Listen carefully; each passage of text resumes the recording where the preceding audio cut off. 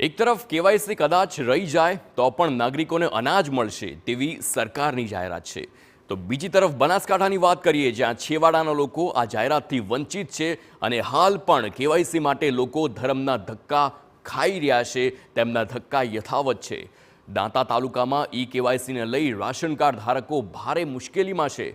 લોકો રોજગારી પડતી મૂકી અંબાજી ગ્રામ પંચાયત કચેરીએ કેવાયસી માટે લાઇનમાં ઊભા રહેશે।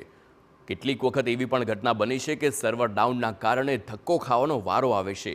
અનેક લોકોને કોઈ ખામી નીકળતા તેમને પરત મોકલી દેવામાં આવે છે।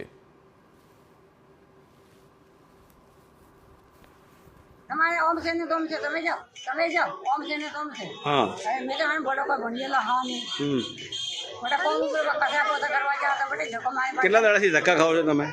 આજ કોઈ ફોટો દાડો કેવાયસી નથી તો એવાથી ની હું ને કોઈ નંબર મેં કોઈ નહીં નોકરી મેં તો અન ફોટા ભાઈ તો કઈ તરફ લોકોના સવાલ છે કે ભાજપ પક્ષ માત્ર મિસ કોલ કરવાથી પ્રાથમિક સભ્ય બની જવાય છે, તેવી જ વ્યવસ્થા કેવાયસી માટે કેમ ન શરૂ કરાય। મામલતદારે જણાવ્યું કે શનિ રવિ રજા હોવા છતાં કામગીરી ચાલુ છે, વધુમાં વધુ કોમ્પ્યુટર સિસ્ટમ ગોઠવી છે અને વહેલી તકે કામગીરીના પ્રયાસો પણ કરવામાં આવે છે।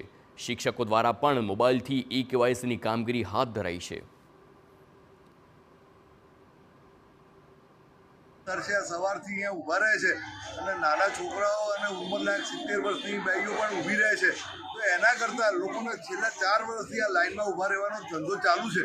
તો ભાજપના સભ્ય બનવા માટે મિસ કોલથી લોકો સભ્ય બની શકતા હોય તો આ કેવાયસી કેમ મિસ કોલથી નથી બની શકતા? કેવાયસી કદાચ નહીં થાય તો પણ લોકો અનાજથી વંચિત નહીં રહે, પણ છેવાડાના લોકો આ જાહેરાત અંગે જાગૃત ન હોવાનું સ્પષ્ટ દેખાઈ રહ્યું છે।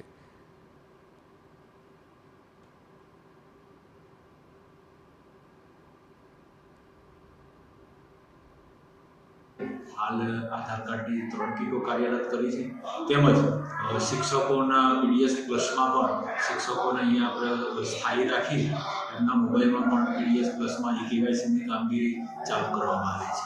તેમજ ગ્રામ્ય કક્ષાએ ગ્રામ પંચાયતોમાં વીસી લેવલે આપણે કેવાયસીની કામગીરી ચાલુ કરવામાં આવેલી છે।